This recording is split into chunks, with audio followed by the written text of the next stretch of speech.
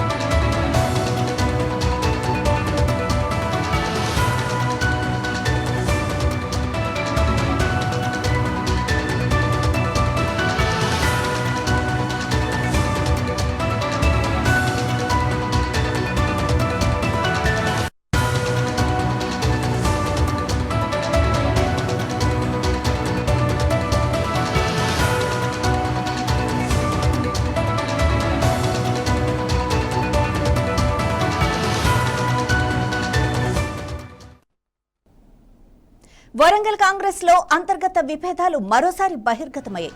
మాజీ మంత్రి కడియం శ్రీహరిపై మంత్రి కొండా సురేఖ అధిష్టానానికి ఫిర్యాదు చేయడం రాజకీయంగా చర్చనీయాంశమైంది.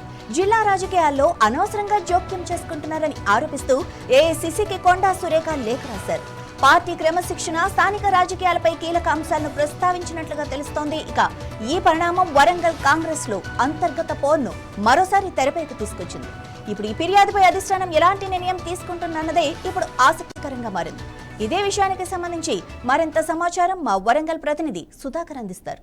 Sudhakar, most senior leader Kadiyam Srihari మరి ఆయనపై కొండా సురేఖ ఏఐసీసీకి ఫిర్యాదు చేయటం వెనుక ఉన్న విషయాలేంటి? మీ దగ్గర ఉన్న అప్డేట్స్ ఏంటి?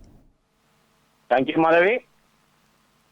వరంగల్ రాజకీయమే వేరన్నట్టు ఉంటుంది. ఎందుకంటే వరంగల్లో ఎప్పుడు ఏ రాజకీయం ఎలా జరుగుతుందని చెప్పి తెలియని పరిస్థితి ఉంది. ఎందుకంటే ఒకటే పార్టీలో ఉండి ఒకరిపై ఒకరు పైచే సాధించడానికి ఒక రాజకీయంగా కుట్రలు కూడా చేసుకుంటున్నారు అని చెప్పుకోవచ్చు. ఎందుకంటే గతంలో చూస్తే వరంగల్ ఉమ్మడి జిల్లా వ్యాప్తంగా చూస్తే ఉన్న 12 మంది ఎమ్మెల్యేలలో 11 మంది కాంగ్రెస్ సంబంధించిన ఎమ్మెల్యేలు.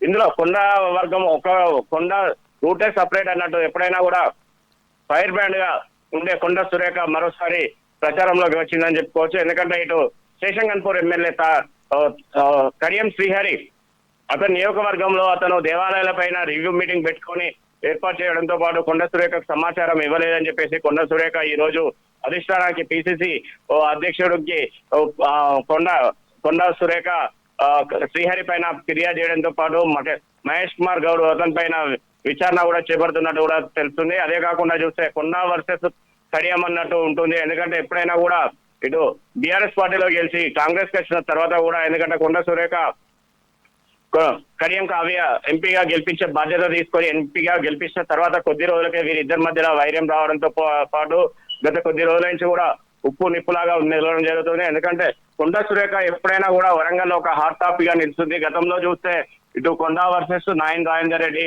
మరి కేఆర్ నాగరాజు వీళ్ళు అంతా ఒక వర్గంగా ఉండడంతో పాటు మరి ఒక పక్కన కొండా సురేఖ ఒకరే ఒక రూట్ లో ఉంటున్నారని చెప్పి కూడా గతంలో కూడా గొడవలు రావడంతో పాటు వీరి మధ్యలో అధిష్టానం చొరవ తీసుకొని సద్దుమణి చేయడం జరిగింది. మళ్ళీ ఇప్పుడు కొండా వర్సెస్ కడియం మళ్ళీ ఒక చిలికి గాలివాన పెద్దగా అయ్యే పరిస్థితికి కాకుండా తుఫాన్లో టీకప్పులాగా మొత్తం ఇక్కడనే క్లోజ్ చేయాలని చెప్పేసి అధిష్టానం కూడా భావిస్తున్నట్టు తెలుస్తుంది. ఎందుకంటే పిసిసి అధ్యక్షుడు ఇప్పటికే విచారణ చేపట్టారు. ఇతని పైన పూర్తి స్థాయి డీటెయిల్స్ తీసుకున్న తర్వాత ఇద్దరిని పిలిచి కూర్చోబెట్టి మాట్లాడే అవకాశం కూడా ఉందని చెప్తున్నారు. ఎందుకంటే రానున్న రోజులలో కూడా మరికొద్ది రోజులలో ఇక్కడ వరంగల్లో కార్పొరేషన్ ఎన్నికలు కూడా రానున్నాయి. ఒక కార్పొరేషన్ ఎన్నికలకు అందరూ కలిసికట్టుగా ఉండి పనిచేస్తూనే ఉంటుంది. ఒక విభేదాలు ఉండకుండా చూడాలని చెప్పేసి అధిష్టానం చూస్తున్నట్టు తెలుస్తుంది మాధవి. Thank you Sudhakar.